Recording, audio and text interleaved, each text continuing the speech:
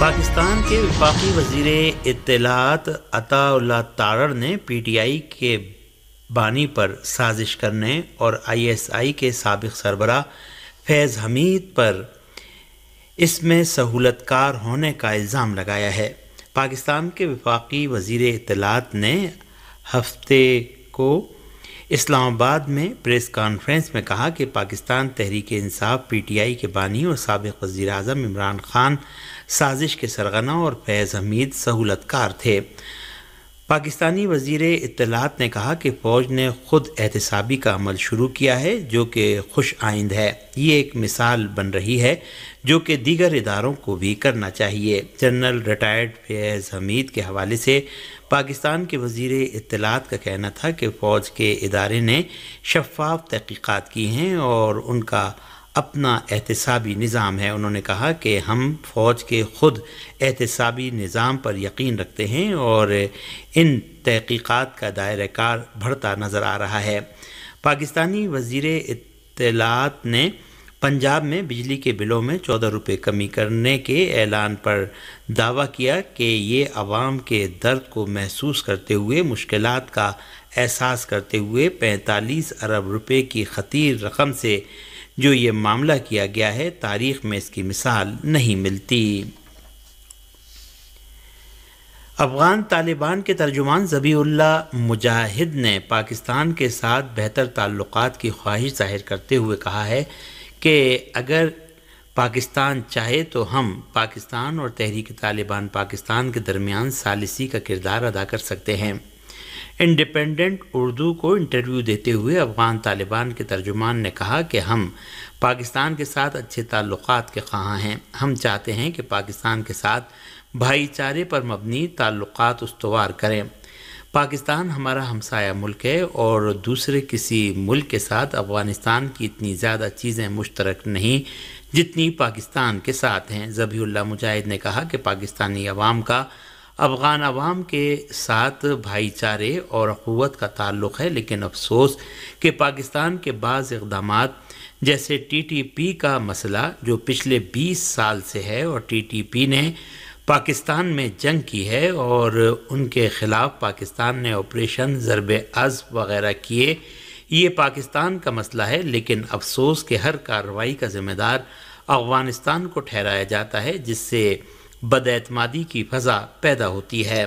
پاکستان اور T T P کے درمیان ثالثی کا کردار ادا کرنے کے حوالے سے سوال پر افغان طالبان کے ترجمان نے کہا کہ اگر پاکستان چاہے تو ہم ثالثی کا کردار ادا کر سکتے ہیں۔ حکومت پاکستان چاہے تو پھر ہم بھائی چارے کے اصولوں پر اپنی کوشش کریں گے۔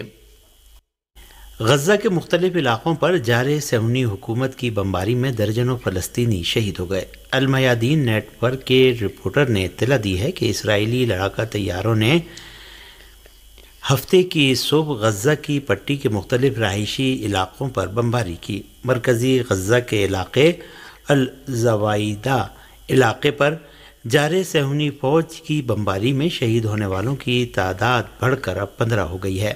اس سے پہلے فلسطینی میڈیا نے شہداء کی تعداد 10 اعلان کی تھی۔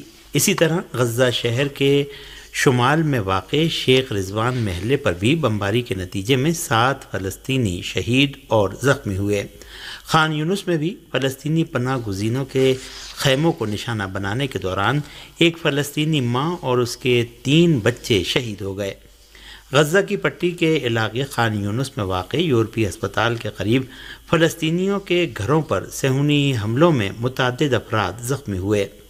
ان علاقوں کے علاوہ غزہ کی پٹی کے شمال میں واقع بیت حانون کے رہائشی علاقے پر بھی صہیونی حکومت کے لڑاکا طیاروں نے حملے کیے ہیں۔ صہیونی حکومت کے توپ خانے نے غزہ شہر کے جنوب میں الصابرہ محلے کو بھی آگ لگا دی ہے۔ دوسری جانب عرب میڈیا نے مغربی کنارے میں فلسطینی مزاحمتی فورسز کی کارروائیوں میں اضافے کی خبر دی ہے۔ فلسطین الیوم کے مطابق فلسطین انفارمیشن سینٹر نے اطلاع دی ہے کہ مغربی کنارے میں مزاحمتی گروہوں کی طرف سے گزشتہ 24 گھنٹے کے دوران صہیونی افواج کے خلاف 13 کارروائیاں کی گئی ہیں۔ فلسطینی وزارت صحت نے اعلان کیا ہے کہ غزہ میں 10,000 کینسر کے مریضوں کو فوری مدد کی ضرورت ہے۔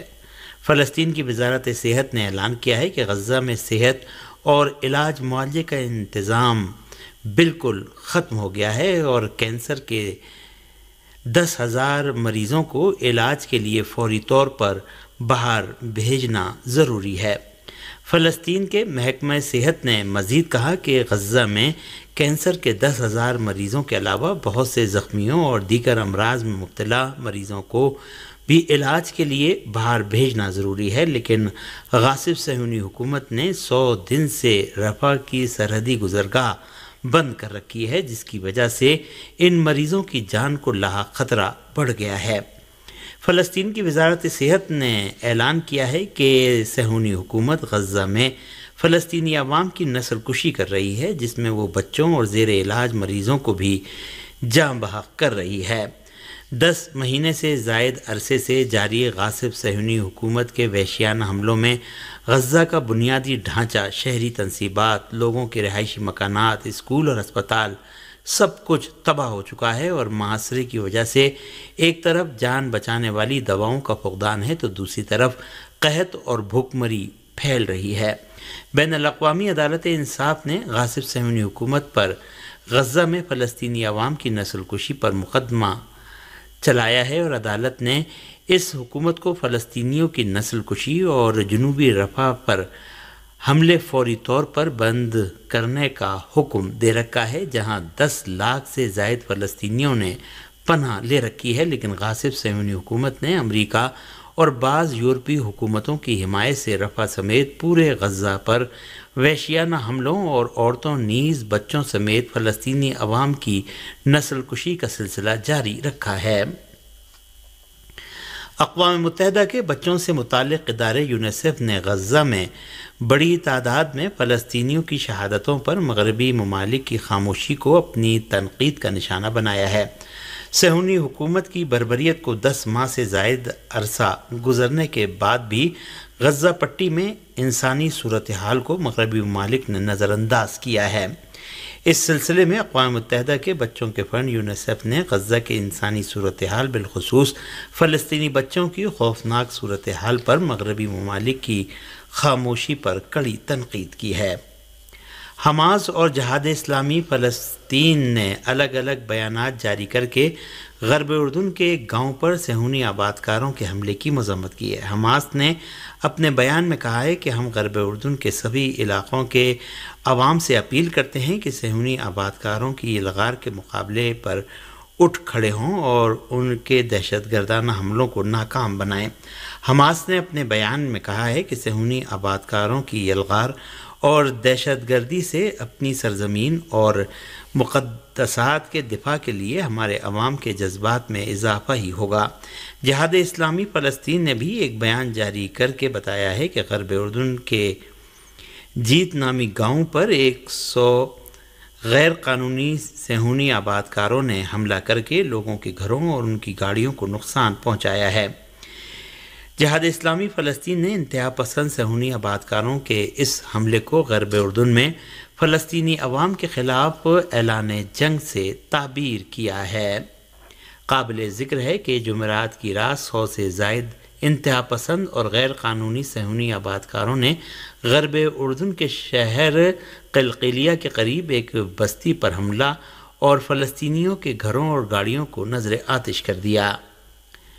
اسرائیل کے لڑاکا طیاروں نے جنوبی لبنان کے علاقے النبطیہ کی ایک رہائشی عمارت پر حملہ کر دیا، جس میں 9 افراد شہید اور 4 دیگر زخمی ہو گئے۔ لبنانی میڈیا نے ہفتے کی صبح اطلاع دی ہے کہ اسرائیلی لڑاکا طیاروں نے جنوبی لبنان کے اوپر پرواز کی اور ایک رہائشی عمارت پر کئی میزائل داغے، جس کے نتیجے میں 9 افراد شہید اور 4 دیگر زخمی ہو گئے۔ ابتدائی اطلاعات کے مطابق اس حملے میں 12 افراد پر مشتمل ایک خاندان کو نشانہ بنایا گیا۔ ریسکیو ٹیمیں شہداء کی لاشوں اور زخمیوں کو ملبے سے نکالنے میں کوشاں رہیں۔ اسرائیلی فوج نے دعویٰ کیا ہے کہ اس نے جنوبی لبنان کے شہر نبطیہ میں حزب اللہ کے گولہ بارود کے ڈپو کو نشانہ بنایا ہے، تاہم لبنانی ذرائع نے کہا ہے کہ یہ دعویٰ درست نہیں ہے اور اس حملے کا نشانہ 12 افراد پر مشتمل ایک شامی خاندان تھا۔